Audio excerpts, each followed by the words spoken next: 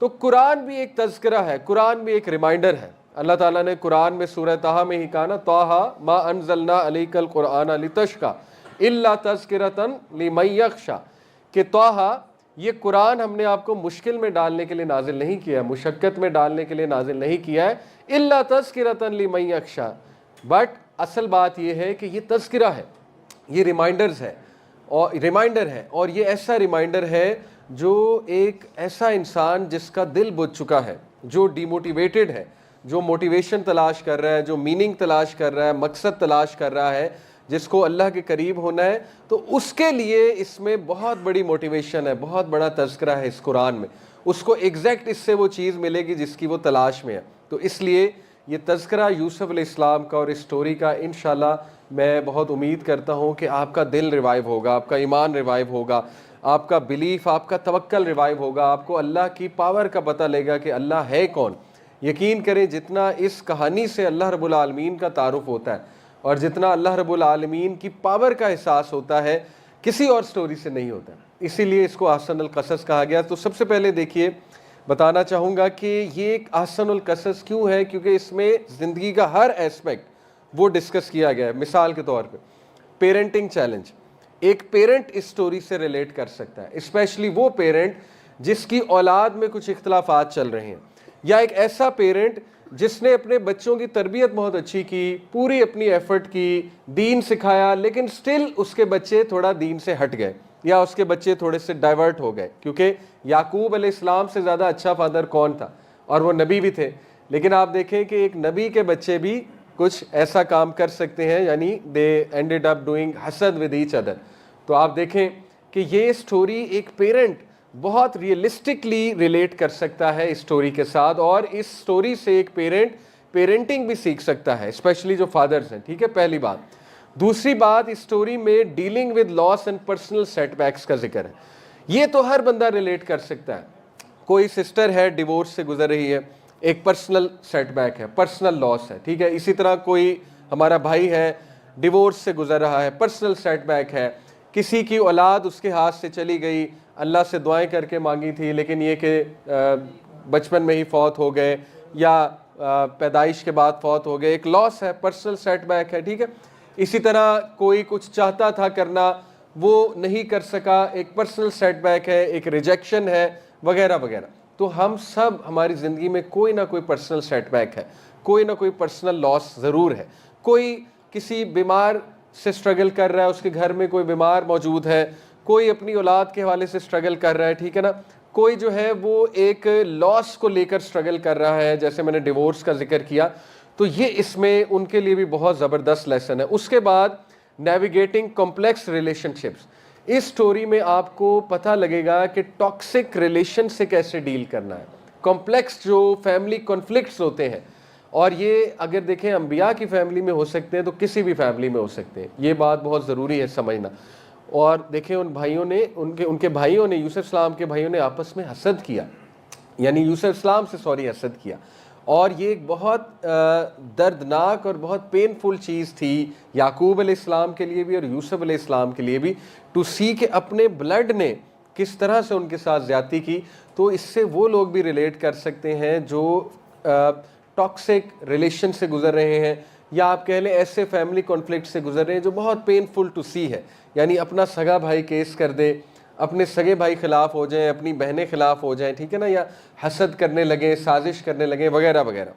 اسی طرح ایک اور ایسپیکٹ اس سٹوری کا ہے چیلنجز دیٹ اے یوتھ میں فیس، یعنی ایک ایسا نوجوان جو ان امپلائڈ ہے، ایک ایسا نوجوان جو سکوپ بنانا چاہ رہا ہے، اپنا سکوپ کی تلاش میں ہے کہ میرا سکوپ کہاں پر ہے، وہ بھی یوسف علیہ السلام کی سٹوری سے ریلیٹ کر سکتا ہے، کیونکہ یوسف علیہ السلام جب کنویں میں موجود تھے تو دنیاوی طور پہ آپ سمجھیں کہ ان کا سکوپ نظر نہیں آ رہا تھا کہ اب کیا بنے گا، ٹھیک ہے، ایک بچہ اور اس کو ایز اے سلیو بیچا جاتا ہے، ان کو ایز اے سلیو خریدا جاتا ہے۔ تو اس دور میں سلیو کی کیا زندگی ہوتی تھی وہ آپ کی سوچ ہے، ٹھیک ہے، سلیو کے کوئی رائٹس نہیں تھے اس دور میں، سلیو بننے کا مطلب ہے آپ کی زندگی گئی، ختم۔ لیکن اللہ نے کیا خوبصورت سٹوری اللہ رب العالمین نے مینشن کی کہ ایک سلیو کو اٹھا کے کنگ میں نے کیسے بنا دیا، یعنی آپ سوچیں کہ پیک اگزامپل اللہ نے دی ہے کہ سلیو کو اٹھا کے اللہ تعالیٰ کنگ بنا سکتا ہے، اللہ کی یہ قدرت ہے۔ تو اللہ آپ کا سکوپ کیوں نہیں بنا سکتا؟ اللہ تعالیٰ آپ کو جاب کیوں نہیں دے سکتا, اللہ آپ کو کہیں ایڈجسٹ کیوں نہیں کروا سکتا, ٹھیک ہے. تو ایک یوتھ جو ان چیلنجز سے گزر رہا ہے وہ بھی اس سے ریلیٹ کر سکتا ہے. اس کے بعد ایک اور ایسپیکٹ دیکھیں, ڈیلنگ ود ٹیمپٹیشنز. اللہ اکبر, جس دور میں ہم رہ رہے ہیں, ہائپر سیکشولائز سوسائٹی, یعنی یو نیم اٹ, کہاں فتنہ نہیں موجود, اور کتنا طوفان, میں کیا کہوں اسے, طوفان بدتمیزی برپا ہے ہماری یونیورسٹیز میں. کانسرٹس ہو رہے ہیں, میں اسے بدتمیزی ہی کہوں گا, سیدھی سی بات ہے, اللہ کی نافرمانی بدتمیزی ہی ہوتی ہے. اور کس طرح کی ٹیمپٹیشنز کھڑی کی گئی ہیں یوتھ کے لیے, پھر انٹرنیٹ کی دنیا آپ کے سامنے ہے. تو پیپل آر اسٹرگلنگ. ہم بہت ایسے خطرناک دور میں رہ رہے ہیں جب پاکستان جیسی کنٹری میں اوپن میرجز کا کنسیپٹ چل رہا ہے, بہت اوپن میرجز کیا ہوتے ہیں کہ شادی ہونے کے باوجود لوگوں کے افیئرز ہوتے ہیں, اور وہ اوپن افیئرز چلاتے ہیں, وہ کہتے ہیں اس میں مسئلہ کوئی بھی نہیں ہے. تو ایکسٹرا میریٹل افیئر, یہ ساری چیزیں, بہرحال برائی کو زیادہ میں مینشن نہیں کروں گا, ہمیں اصل میں سولوشن کو مینشن کرنا چاہیے. برائی ہمیں پہلے ہی پتہ ہے کہ کتنی برائی ہے اور ٹیمپٹیشنز کتنی زیادہ ہے, خاص طور پہ ایک نوجوان کے لیے جو ابھی غیر شادی شدہ ہے, اور ظاہر ہے جوانی ہے, جوانی میں آپ کو پتہ ہے خواہش بہت زیادہ عروج پہ ہوتی ہے, ہارمونز بہت ہائی ہوتے ہیں. تو ایک نوجوان بھی بہترین انداز میں یوسف علیہ السلام سے ریلیٹ کر سکتے ہیں, کیونکہ یوسف علیہ السلام بھی نوجوان تھے اور وہ اتنے خوبصورت تھے کہ دنیا کا آدھا حسن انہیں دیا گیا تھا. حدیث میں آتا ہے نا, دنیا کا آدھا حسن یوسف علیہ السلام میں موجود تھا. تو ہی had every opportunity to slip to commit the sin, کیونکہ ہینڈسم وہ تھے, کیرزمیٹک وہ تھے, وہ عورت بھی ان پہ فدا تھی, آفر بھی اس کی طرف سے تھی. اللہ اکبر. ابھی جب ہم یہ پیسج ڈسکس کریں گے تو آپ حیران ہو جائیں گے کہ یوسف علیہ السلام جس طرح گھرے ہوئے تھے فتنے سے, کوئی بھی نہیں گر سکتا. سب سے زیادہ جو فتنے میں مبتلا تھے اس وقت یوسف علیہ السلام تھے. ابھی میں آپ کو بتاؤں گا بٹ کس طرح اللہ نے انہیں بچایا, ٹھیک ہے. تو ڈیلنگ ود ٹیمپٹیشن. اس کے بعد ایک اور ایسپیکٹ ایک سٹوری کا ہے کہ ہوپلیس ٹائمز میں ہوپ فل کیسے ہونا ہے. یہ بہت خوبصورت ایسپیکٹ ہے, اس سے بھی ہر انسان ریلیٹ کر سکتا ہے کہ جب امید جاتی نظر آئے, ہوپ لوز جاتا نظر آئے, تو پھر تب ہوپ کیسے پکڑنا ہے, تب کیا جملے کہنے ہیں, تب اللہ کی کیا تعریف کرنی ہے, وغیرہ وغیرہ. تو دیکھیں یہ ایسپیکٹ بھی ہے. اور پھر کمال کا ایسپیکٹ ہے ان لوگوں کے لیے جن سے خطا ہو جاتی ہے, غلطی ہو جاتی ہے. اس سٹوری سے وہ لوگ بھی ریلیٹ کر سکتے ہیں. ریپینٹنس اور ریفارمیشن بھی ہے اس میں. آپ دیکھیں اللہ نے بھائیوں کو بطور ویلن نہیں پیش کیا, بلکہ کیا پیش کیا کہ اینڈ میں انہوں نے اپنی غلطی مانی اور اینڈ میں انہوں نے توبہ کی. تو ایسے لوگ جن سے غلطی ہو جاتی, کسی کے ساتھ زیادتی ہو جاتی ہے, کسی کی حق تلفی کر دیتے ہیں, صلہ رحمی نہیں کر پاتے, رائٹ, اور اپنوں کو کوئی چوٹ پہنچا دیتے ہیں, کوئی دکھ دے دیتے ہیں. ہم انسان ہیں, ہم سب سے غلطیاں ہوتی, کسی کے ساتھ زیادتی کر, ان کے لیے بھی ہوپ ہے. ان کے لیے کیا ہوپ ہے کہ جب یوسف علیہ السلام نے اپنے بھائیوں کو معاف کر دیا اور اللہ نے تو معاف کر دیا انہیں, بلکہ آپ کو پتہ ہے کہ کچھ مفسرین کا یہ موقف ہے, آپ حیران ہو جائیں گے. تفسیر ابن کثیر پڑھیں, کچھ مفسرین کا موقف ہے وہ بھائی بعد میں نبی بھی بنے, یہاں تک موقف ہے, ٹھیک ہے. تو کتنا ہوپ ہے اس سٹوری میں کہ وہی بھائی جنہوں نے انوی کی, حسد کیا, اور وہ لڑکپن میں تھے, وہ بھی اس وقت ٹین ایجرز ہوں گے غالباً, لیکن بعد میں آپ دیکھیں کہ انہیں معاف بھی کیا گیا اور انہوں نے ریپینٹ بھی کیا. اسی طرح جو عزیز مصر کی وائف ہے, اس نے کتنے بڑے بڑے گناہ کیے.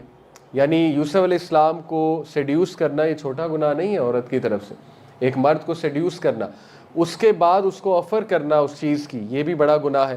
اس کے بعد اس نیک انسان جو کہ نبی ہے اس کے خلاف سازش کرنا, اور اس کے خلاف سازش کر کے اس کو جیل کروا دینا, کیا یہ چھوٹا گناہ ہے؟ یہ بہت بڑا گناہ ہے. لیکن اللہ نے اسے بھی معاف کیا, ٹھیک ہے. اس سٹوری میں مل رہا ہے ہمیں یوسف علیہ السلام نے بھی معاف کیا, اللہ رب العالمین نے بھی معاف کیا, اور باپ نے بھی بچوں کو معاف کیا. یعنی یہ سٹوری ہر وہ شخص ریلیٹ کر سکتا ہے, ہر وہ انسان جو معافی کی تلاش میں, جو ریپینٹنس کی تلاش میں, جو نا امید ہو گیا کہ پتہ نہیں میری معافی ہوگی کہ نہیں ہوگی, پتہ نہیں اللہ تعالیٰ مجھے معاف کرے گا کہ نہیں کرے گا. تو دیکھیے ہر انسان اس سٹوری سے ریلیٹ کر سکتا ہے. اور آخری جو ایسپیکٹ ہے اس کا وہ ہے کہ اللہ چاہے تو خاندان میں بھی صلح کروا دیتا ہے, یعنی خاندان بھی اس سے ریلیٹ کر سکتا ہے. چاہے جتنی مرضی ٹف سچویشن ہو, اللہ چاہے تو ریکنسیلیشن سب کی کروا دیتا ہے. جیسے اللہ نے یعقوب علیہ السلام کی آنکھیں ٹھنڈی کی کہ ان کی ساری فیملی کو ریکنسائل کر کے ری یونائٹ کر دیا. تو آپ مجھے بتائیں کون سا زندگی کا ایسپیکٹ ہے جو اس کہانی نے چھوڑا ہے؟ ہر ایسپیکٹ, اکنامک ایسپیکٹ ہے, ایون پولیٹیکل ایسپیکٹ اس کہانی میں مل رہا ہے. یوسف علیہ السلام نے پولیٹکس, سیاست کیسے کی, کیسے رن کیا اسٹیٹ کو, اور کس طرح کنگ کو انفلوئنس کیا, وہ ایسپیکٹ بھی ہے, ٹھیک ہے. لیکن انشاءاللہ آج 4 میں اسپیکٹ آپ کے سامنے رکھوں گا. پہلا اسپیکٹ جو ہم ڈسکس کریں کہ یہ کہانی اتنی یونیک کیوں ہے اور اس کو احسن القصص کیوں کہا گیا اور کیوں اس کہانی کو بار بار دہرانا چاہیے. کیوں؟ نمبر 1 ریزن کیونکہ یہ کہانی اتنی کمپریہنسو ہے اور اس میں زندگی کا آلموسٹ ہر شعبے کا جو چیلنج ہے وہ مینشنڈ ہے. پہلی بات. دوسری بات، یہ کہانی اور اس سورہ کے جو پیریڈ آف ریولیشن ہے وہ کمال ہے. عام الحزن جانتے ہیں آپ، دا ایئر آف گریف. کیا 3 واقعات ہوئے تھے؟ اتنے پینفل 3 واقعات ہماری نبی کی زندگی میں ہوئے کہ ہم تو امیجن بھی نہیں کر سکتے. اللہ کے نبی صلی اللہ علیہ وسلم شیب ابی طالب کا واقعہ، یعنی جو سوشل بوائیکاٹ تھا، اور پھر خدیجہ رضی اللہ عنہا کی ڈیتھ ان امیجنیبل، یعنی اس موقع پہ آپ کے جیون ساتھی کی وفات ہو جائے جس موقع پہ آپ کو سب سے زیادہ ضرورت ہے. تو ہم جیسا بندہ تو ویسے ہی ایمان سے ہی جائے اور پھر جائے اور شکایتیں کرنے لگ جائے کہ یہ اللہ نے میرے ساتھ کیا کیا، میں تو پہلے اتنی مصیبتوں میں مشکلات میں ہوں اور میں تو تہجد بھی پڑھتا ہوں، میں نے تو نیکی بھی بہت کی، لیکن یہ اللہ نے میرے ساتھ کیا کیا. نعوذ باللہ ہم میں سے کوئی ہوتا ہم تو یہ جملے کہتا. لیکن اللہ کے نبی صلی اللہ علیہ وسلم، آپ کو پتہ ہے پھر کیا ان کا صبر تھا. صبر کا مطلب دیکھیں یہ نہیں ہوتا ہے کہ انسان جو ہے وہ سفر کرے. صبر اور سفر میں فرق ہے، یہ بھی اسٹوری سے ہم سیکھیں گے. سفرنگ میں، سفر SUFFER والا، سفر میں اور صبر میں فرق ہوتا ہے.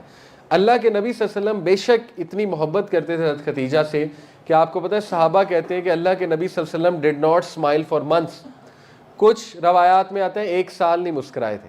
نبی صلی اللہ علیہ وسلم جو سب سے مسکراتا چہرہ تھا، خدیجہ رضی اللہ عنہا کی وفات کے بعد کچھ روایات میں آتا ہے 1 سال نہیں مسکرائے تھے، لیکن چند مہینوں کا بھی ذکر آتا ہے. تو دیکھیں وہ انسان تھے، وہ افیکٹ ہوئے، وہ ایک حادثے سے افیکٹ ہوئے، لیکن ان کا صبر جمیل تھا. صبر جمیل کا بار بار اس سورہ میں تذکرہ ہے. حضرت یعقوب نے بھی کہا نا فصبر جمیل واللہ المستعان، کہ میں بیوٹیفل پیشنس اڈاپٹ کروں گا. صبر جمیل، بہت ہی بیوٹیفل پیشنس. بیوٹیفل پیشنس ہوتی ہی یہ ہے کہ انسان شکایت نہ کرے، دیٹ از صبر جمیل. اور یہ ہر نبی میں تھا صبر جمیل. لیکن آپ دیکھیں بہت پینفل واقعہ تھا ہمارے نبی کے لیے.